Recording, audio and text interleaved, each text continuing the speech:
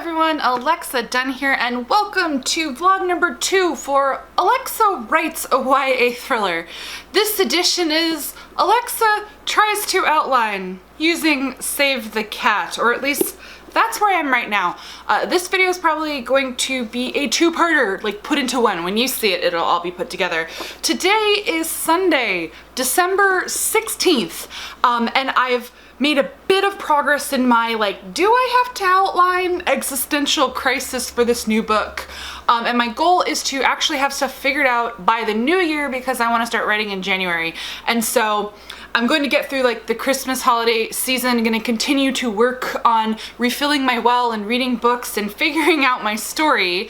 And I'm going to see if I have an outline by the new year, and I'll film that second part and then put it together for this vlog. But today's edition is, so Alexa tried to create a beat sheet while on a plane. It was very dramatic. So first off, some insight into what I'm actually doing for planning this novel, as close as I'm gonna get to planning this novel. So I have a Google Doc, which I have up here on my phone, my wonderful Pixel phone, because everything syncs with Google, where I've just been jotting all of kind of my conceptual ideas and working on the premise and characters in this one kind of vomit document. And so I was on a plane to New York. I went on a business trip to New York the first week of December, and I was reading a thriller on the plane as part of my filling the well strategy for kind of getting revved up and excited for this project. And I kind of had a brainwave. First of all, I wrote what is probably part of the first page, so that's exciting. I basically started it, and I always, when I start a book, it is always kind of that creative momentum and inspiration moment. I will have a brainwave on kind of the first line and the first page, the first few paragraphs, and typically mine rarely change. The first page of Brightly Burning was the first page of Brightly Burning from the first draft.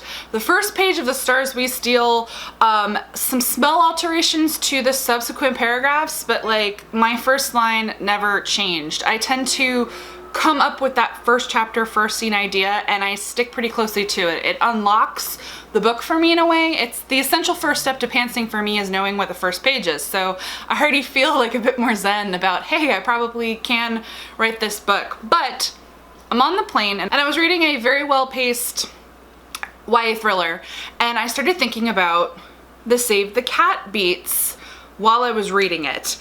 And so I, in my document, started writing out the beat points for my book and trying to fill them in. So what I use to kind of cross-check myself and follow it, as you know, there's Save the Cat, which is a screenwriting tool, and I have a video on the Save the Cat beats, which I will link to down below. I subconsciously do follow story beats when I write my books. I just don't write them down ahead of time and plan for them, and that's what I'm trying to do a little bit differently this time. I am trying to plan this book more because of the genre. I feel, and maybe I'll be wrong because I'm going to share some more information there. I've been talking to my friends who write thrillers, and some of them are pantsers, so it's been very illuminating. But I do like story beats. I find that they're helpful. I especially love break into two, the act break beats and the big twist beats and some of the emotional beats that you get in a beat sheet. So I do find them useful. I do use them, just not in a super formal way.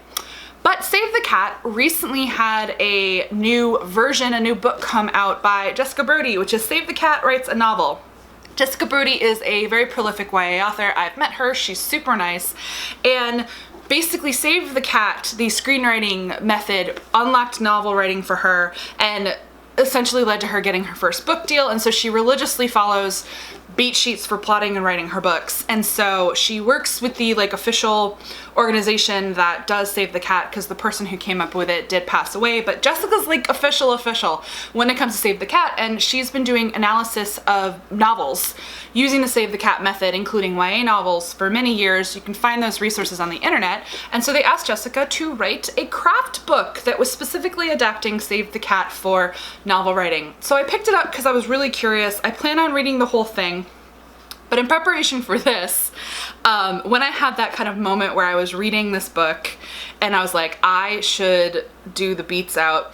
And I kind of actually just confused my own story a bit. On the plane, I had the brainwave to write my first page. The night before I left for my trip was when I attempted a beat sheet, and that's what we're gonna laugh about. I attempted to beat out this novel, and what I did was I read the introduction to Save the Cat Writes a Novel, and then there is a chapter in here. The chapters are broken up by genre, and I read the one for mystery and thriller, which is Why Done It, and specifically the Why Done It chapter breaks down The Girl on the Train by Paula Hawkins, and I kind of read that and tried to follow it to come up with my own beat sheet, and it was really hilarious. So I'm gonna talk about what happens when a pantser tries to outline a novel.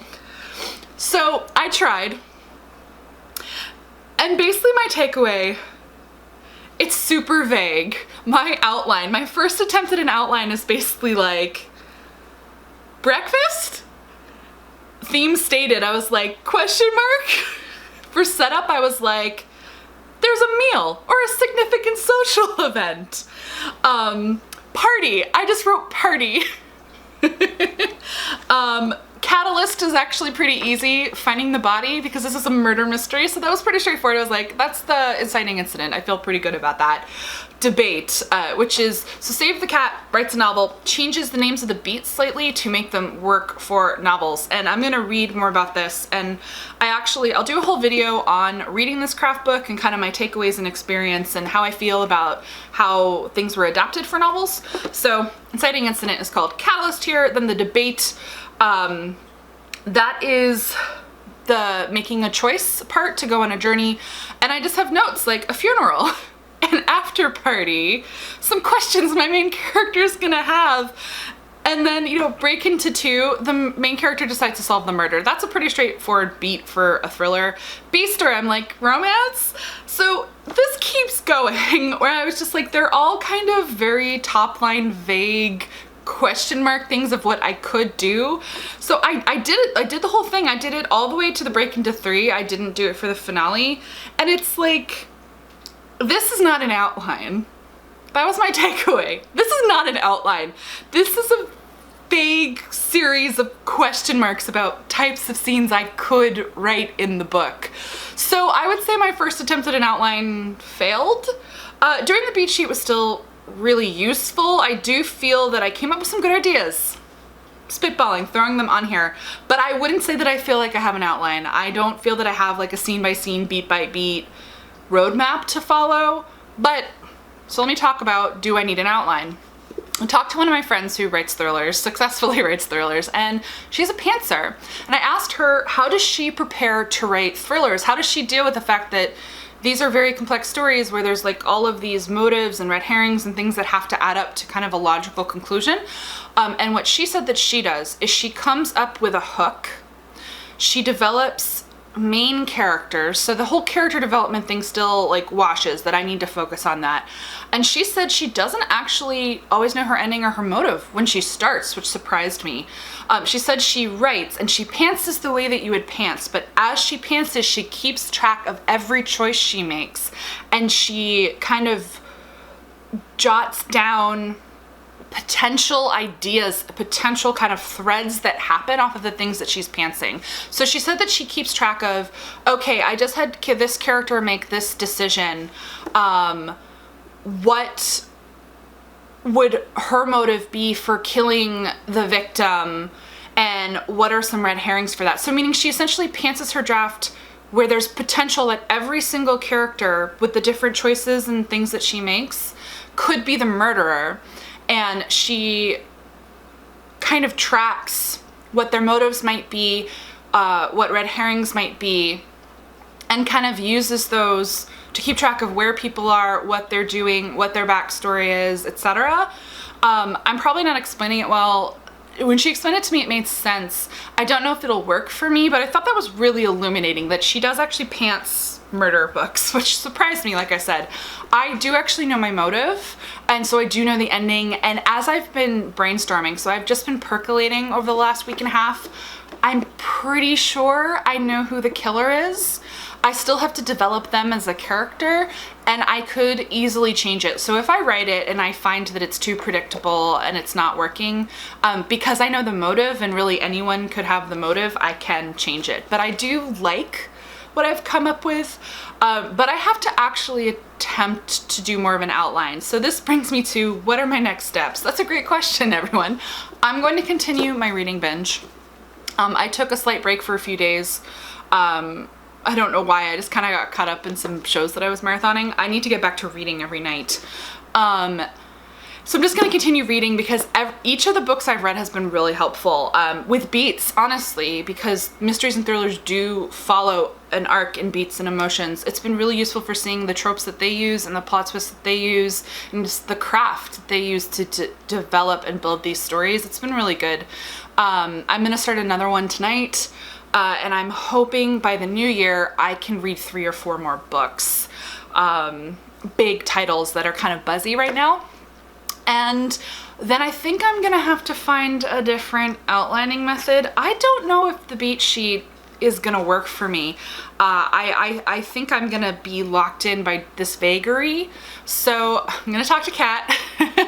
I'm not doing that 27-point outline thing. I think that would break me. But I'm going to look around and see if there's maybe a different kind of outline, or if there's a better way by reading this whole book to more concretely do a beat sheet with, I need concrete details. I need to start making decisions, essentially. Who are the characters? Where are they going? What are my exact setups, so that I do have that roadmap. I want a roadmap for writing this, even if I am allowing myself the freedom around the roadmap. I need a much firmer sense of all of my characters, all of my settings, and all of my setups. So that's where I am right now. By the new year, come hell or high water, I'm gonna have something. I'm gonna start on something, though I basically have a first page to work off of, which is really exciting. I like my first line a lot. And I also have a tagline. I have never come up with taglines for my book, but I have a tagline for this one, which is really exciting. I have a title and a tagline, so I feel pretty ahead of myself. Yeah, and I will dive into writing in January, and I will vlog the whole process. And let's see how quickly Alexa can write a book. I wrote Brightly Burning in 3 months flat, and this should be 40,000 words shorter than that. Maybe I can get similar momentum. We'll see. Yeah, so let's see what actually ended up happening around the new year. Hey guys, it's been like a few seconds for you, but it's been several weeks for me. It is Saturday, January 11th. Right? Okay, I don't even know what day it is. It is Saturday, January 12th. And I'm diving in, finally.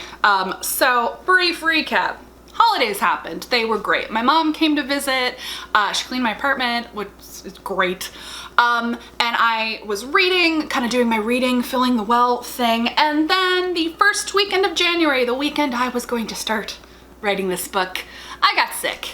I lost last weekend entirely. It was one of those colds where like you're feverish and a bit dizzy, and so all I wanted to do was sleep. So I watched children's movies, ate soup, and napped a lot.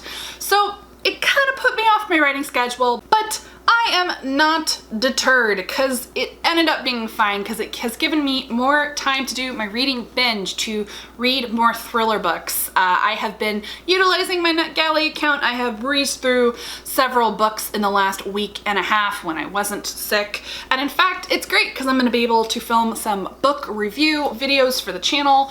And it is really good reading the different kind of approaches, but they all have similar beats and rhythm, giving me more confidence in my ability to do the same.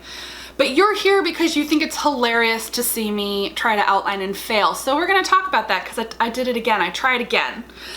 Because the first one, the beat sheet, just didn't do well. And so I tried again. I tried a different method. I did this on Thursday night. So I was like, you have to try again before you write this book. Okay, so first of all, I looked into several different methods of outlining. I just took like 2 looks at the snowflake method, started crying, and like closed the browser. I was like, hard pass on that. So I decided to do what feels organic to me, and I decided to do an act-by-act breakdown. I'm pretty comfortable with act structure, and especially with a thriller, it's pretty clear. So I wrote kind of what the scenes and beats would be for Act 1, Act 2, and Act 3. And I have discovered that my Achilles heel, and I think this is the reason I struggle so much with outlining, and I don't think it's gonna change. I think this is just who I am as a writer, but it's honestly illuminating and elucidating my writing process overall, including as a pantser, really a plantser, because pretty firm grasp of Act 1. Act 1 actually went really well. I have kind of the scene beats down up until the break into 2 a good sense. I am very confident I can start writing this book because this is the first third of it, and I feel good about each of these scenes and what I'm going to put into them. Then I got to Act 2, but I actually skipped Act 2 when I was outlining, and I went right to Act 3. I actually know how my book ends, and I think that is the difference for me on this project, that I knew I had to figure out how it ended, and not just how it ended, but what the secrets were, and in this case, the motive, because the plot arc involves murder. And so for the first time, I actually have a pretty good scene/beat breakdown of my third act. And when I've pantsed in the past, I would always get to my third act, figure out what the third act was, and it would break out the whole book. It would change everything, and then I have to go back and revise. No regrets for my process. But it's nice to actually know what the third act is, because I think that's gonna help me with the first act. Does it help me with the second act? No, I can't explain it. Like, Act 2 is a blob. I have a ton of writing, if you can see that. Like, I have a bunch of points, but they're all vague. There's a lot of question marks next to them, and I think ultimately I can't outline my second acts. And this actually really speaks to my pantsing process. The middle is always the hardest for me. The middle is always the most nebulous, and the middle always changes the most when I revise. And I've decided I'm gonna give myself a break. I'm not gonna force myself to meticulously outline Act 2. I think having this list of like, the investigation happens, that's there. I think that can be enough. I think I can discovery write the middle of this book because I know where it ends. I know where it's going. I think it's gonna be okay. Pray for me if you are into that. So that's where I am. I feel I'm almost ready to start. So the other thing we're gonna talk about, research. So I've been doing research, and I thought it'd be fun to talk a bit about my research process, because that is just as important as trying to force myself to outline. So this is a contemporary book because it is a YA thriller, so it's set in our time. So I'm able to and need to research specific things, whereas not as necessary for me with sci-fi and fantasy. I'm gonna set this book at a boarding school. Are you guys excited? Boarding school books, yes! I have never attended boarding school. So I've been doing research on boarding schools, and I'm really enjoying it. So a view into the process and some helpful tips to help you when you are researching. One of my favorite go-tos for anything based in the real world is Reddit. You can Google whatever you're looking for and then AMA, and it'll pull up posts on Reddit where people put up AMAs about a topic. And I attended a boarding school AMA, pulled up a bunch of them, so I was able to read through some of those. I'm gonna use that for some of the other subtopics of like interests that my characters have. That is one of my favorite research tools, and I browsed through them, but I also just took the links and saved them. So the other thing I did do this week is I started breaking out my Scrivener file. This is when it's real. So I created my Scrivener file for the book. I can't share it with you because it's gonna reveal too much. I have the title figured out, which isn't always the case. So what I did is I created a section. It always defaults to having characters. So under the character like subsection, I added a file for brainstorming names, basically transferring everything over from my Google Doc. I added a file for character kind of profiles. I did one for my main girl group. I did one for the kind of guys, like boyfriends essentially. I did one for the adults, like kind of the adults at the school. And then I did a miscellaneous one for developing side characters. And so like in my main girl group, it's figuring out their names, their backgrounds, their intended major for school, because these are high school seniors. So it's like, it helps me pinpoint like their career aspirations and what they want. Their extracurriculars at school, what they're into, which leads me down other kind of branches for doing research.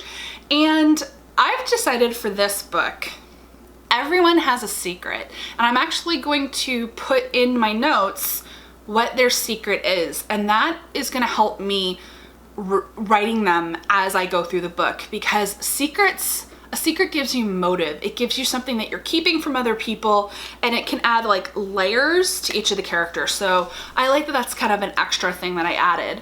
So more research, because I'm giving these kids very specific hobbies and interests, as you should do, honestly.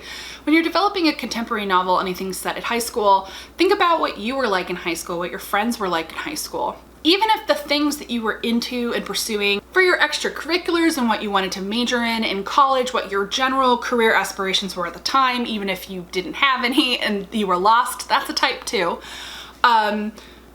So much of who we are as teenagers is kind of these interests and aspirations, and it kind of molds us into types and kind of molds us as people. So that's the work that I'm doing on my characters. I'm figuring out who they are. And I have discovered through doing this that some of them just don't have enough going for them. And so that sets me the challenge and the homework of figuring it out. For some of them, I might figure it out on the page if they're more minor, but for my major characters, I need to figure it out before I start writing. So last night I was doing some of that work, and that led to more research. It is so fun looking up, like, what schools have this sport? What is their training schedule like? And oh my gosh, Google Images. I love using Google Images to find inspiration for like the school campus and architecture and common areas. I love doing that stuff, so I've been doing that stuff, and I do recommend that for you. I do that kind of research for fantasy and sci-fi too. I do Pinterest boards with images to help me with kind of setting and details. Oh gosh, I should start pinning clothes. Yeah, I'm excited. So I'm in that mode right now. I personally don't have to finish that aspect of my brainstorming and my research to start writing because of the pantsing, but I always know like it's go time when I start doing those things. So that's where I am. Saturday, January 12th. The Scrivener file exists. My plan for today is to continue to build it out. And as I mentioned before, I already have a first page. I'm going to transfer that first page that I wrote on my phone. I think I was on a plane. I'm gonna transfer it into my Scrivener doc, and that's when you know it's real. Transfer it over, refine it, and I'm gonna go with the flow. I'm not gonna be too structured with myself this month as I write.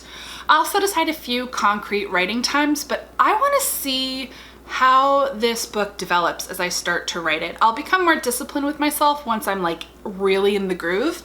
But I want to see how it goes. This book is my experiment.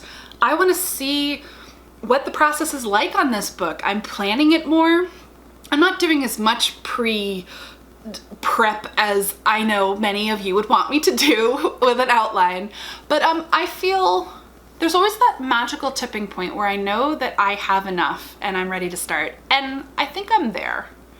It'll happen anytime this week, maybe even this weekend. So the next time I film a vlog, I'm gonna be writing, which is very exciting. I might be pulling out my hair because it's hard, I don't know. But I have a 3-day weekend coming up, and in my past, traditionally, 3-day weekends, holiday weekends have been some of the most productive for me writing my books. I have fond memories of having insane, great 3-day weekends with writing on each of my books. So I'm really looking forward to the Martin Luther King Day weekend. And then I have a writing retreat planned for President's Day weekend. I'm so excited. I am going up to Tillamook, Oregon with some writer friends and YouTube friends.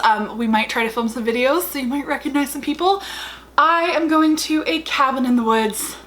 I specifically requested a rain retreat. I want to go somewhere with weather. If I'm lucky, it might even snow, and there's gonna be a cheese factory tour, which is all I need in my life. And this is gonna be another challenge for myself because the last writing retreat I went to, I think I wrote 1,000 words. My goal on this one is to write a lot more. Now that I have trained myself to be disciplined when I go to coffee shops and write, I think I can achieve the same at a writing retreat. Treat it like that. You've left your house, you have to make an effort. So I'm really excited to see how that writing retreat goes for me. I will vlog it, I will make an effort, I promise, so that you can kind of see. And yeah, I'm really excited for what the next 6 weeks bring. The next 6 weeks are a writing experiment for me. Once we get to March, I think I'm gonna have to seriously think about my option material, my YA fantasy, but January and February are 100% dedicated to writing my thriller. So wish me luck. I mean, you'll see updates, though they'll always be a few weeks behind where I am on the work, but that's where I am. I did not successfully outline, but I outlined more than I ever have. and I'm feeling pretty good. So thank you so much for watching. Give this video a thumbs up if you liked it. I'm gonna keep vlogging. You're gonna be with me the whole time. If you're not already subscribed to the channel, go ahead and do that. I post new videos 2 to 3 times a week. And as always, guys, thank you so much for watching, and happy writing.